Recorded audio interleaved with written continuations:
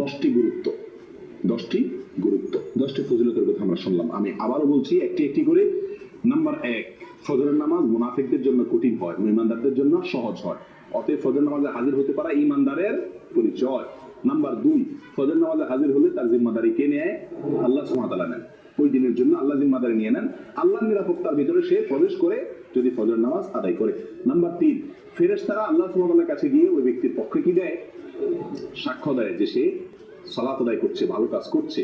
Number 4, যদি কেউ ফজর নামাজ জামাতের সাথে আদায় করে তো আল্লাহ সুবহানাহু ওয়া তাআলা তাকে সারা রাত দাঁড়িয়ে তাহাজ্জুদের নামাজ পড়ার সওয়াব, নফল নামাজ পড়ার সওয়াব দান করে।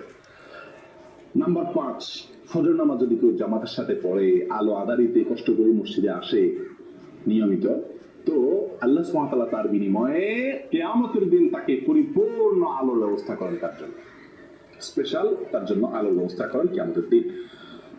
6 নম্বর পুরস্কার হলো আল্লাহ সুবহানাহু ওয়া তাআলাকে দেখা জান্নাতীদের সবচেয়ে বড় পুরস্কার, সবচেয়ে বড় পুরস্কার। এই পুরস্কারটি সে শুধু পাবে তা নয়, পূর্ণিমার চাঁদ যেরকম মানুষ দেখতে পারে পূর্ণিমার রাতে, আল্লাহ সুবহানাহু ওয়া তাআলাকে সে এরকম পরিষ্কার ভাবে দেখতে পারবে। এবং সে না, সব জান্নাতীরা কেউ ভিড় করবে না আল্লাহকে দেখার জন্য। দেখার জন্য একটা জিনিস দেখতে গেলে, অনেক লোক দেখতে গেলে ভিড় করে অনেক সময় দেখা লাগে না, আল্লাহ সুবহানাহু ওয়া তাআলাকে সেরকম ভিড় করে দেখতে হবে না। এক কথা, আল্লাহ সুবহানাহু ওয়া তাআলার সাথে সাক্ষাৎ নসিব হবে, দিদার নসিব হবে। কি করলে? ফজর নামাজ জামাতের সাথে আদায় করলে, নিয়মিত আদায় করলে। 7 নম্বর আমল ভাই, 7 নম্বর আমল হলো জাহান্নাম থেকে মুক্তির পরোয়ানা পাওয়া যাবে। কোত্থেকে? জাহান্নাম থেকে মুক্তি। ওই ব্যক্তি জাহান্নামে প্রবেশ করবে না যে ব্যক্তি আসর এবং ফজরের নামাজের যত্ন করবে।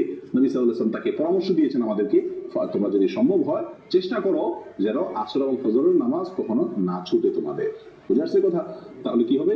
নবী সাল্লাল্লাহু আলাইহি ওয়াসাল্লাম বলেছেন জাহান্নামে প্রবেশ সে ব্যক্তি করবে না। 8 নম্বর আমল হলো সকালের সময়ের জন্য নবী সাল্লাল্লাহু আলাইহি ওয়াসাল্লাম কি করছেন? দোয়া করেছেন। কিসের দোয়া করছেন? বরকতের দোয়া করেছেন।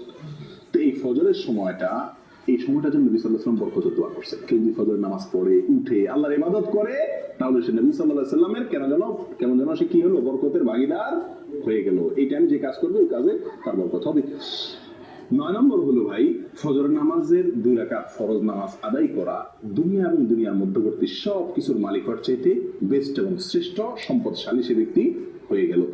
10 নম্বর হলো ফজর নামাজ যদি জামাতের সাথে আদায় করেন তাহলে মনটা প্রফুল্ল হয়ে যাবে, হাসি খুশি হয়ে যাবেন, নির্ভর হয়ে যাবে, পাতলা হয়ে যাবে, এবং এইভাবে আপনার সারাটা দিন কাটবে। কয়টা ফজিলত গেল? 10টা। 11 নম্বর একটা সম্পূরক ফজিলতের কথা বলি, সেটাও দুনিয়াবি ফজিলত। সেটা হলো স্বাস্থ্যের দিক থেকে একজন মানুষ যদি ফজর নামাজে উঠে অনেক রোগ বালাই থেকে আল্লাহ তাআলা তাকে হেফাজত করে।